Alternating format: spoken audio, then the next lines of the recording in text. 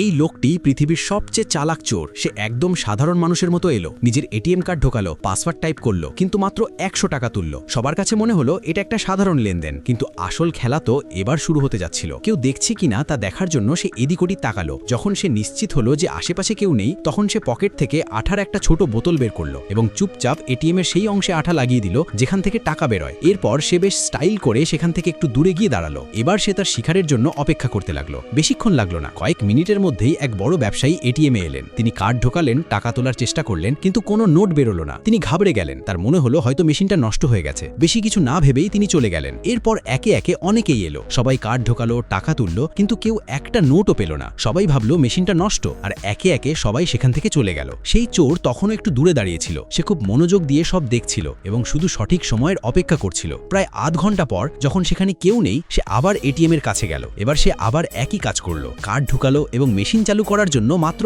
100 টাকা তুললো। আর মেশিন চালু হওয়া মাত্রই সে এটিএম এ জোরে একটা থাপ্পড় মারলো। এরপর যা হলো তা সত্যিই অবাক করার মতো। এটিএম থেকে যেন টাকার বৃষ্টি শুরু হলো।